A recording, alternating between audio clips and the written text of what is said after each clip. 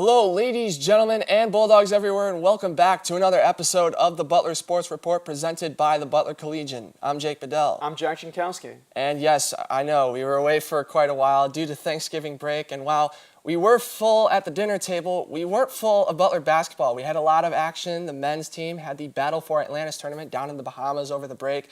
Women had a lot of games of their own, so we've seen a lot of action on the basketball court. Jack, what can you tell us? Yeah, well, Battle for Atlantis for the Butler Bulldogs. They went 2-1 down that stretch down in the Bahamas.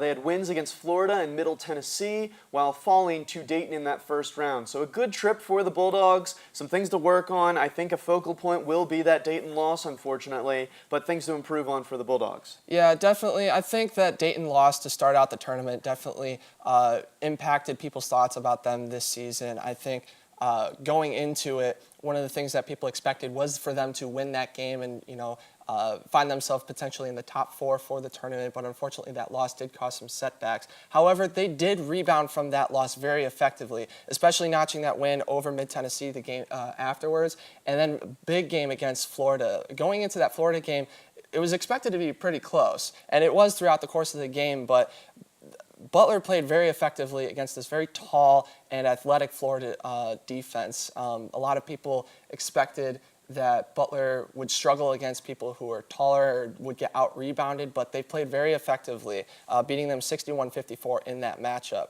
Another thing that kind of stood out to me was that the offense really relies on ball movement in order to develop plays in the paint, whether it be moving players around, and it allows players like Baldwin or Jorgensen to find the space and drive to the hoop, or at the very least, pass the ball underneath the hoop to either Fowler or Brunk so they can get that bucket underneath. So those were some of the things that stood out to me during that tournament. Absolutely.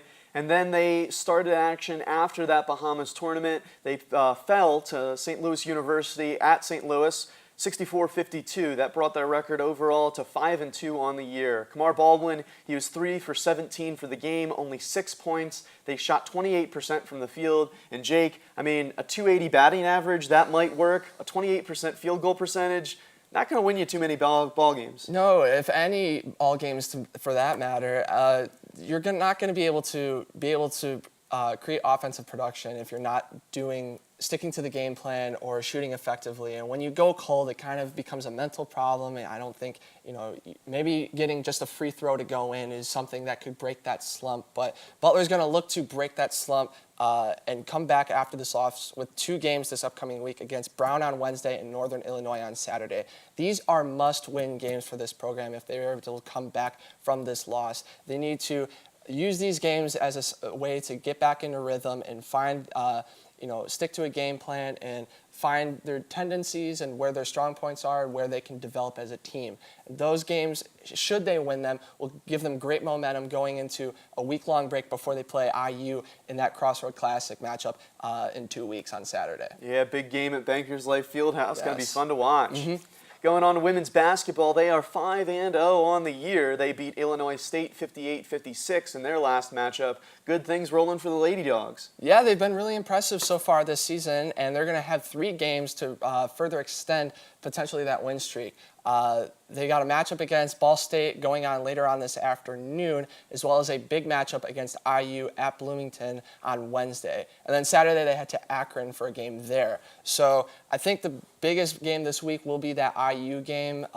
Both teams are undefeated so far this year, and I think that's going to be their toughest matchup. But if they play how they've been playing so far throughout the course of this first stretch of games to start their year, I think they could potentially walk out of Bloomington with a win. So it should be a good game to watch. Absolutely. Moving on to indoor track and field. The Bulldogs started their season off there. Ali Vogler, Jacob Uhl highlighted the event, winning their 600-meter event.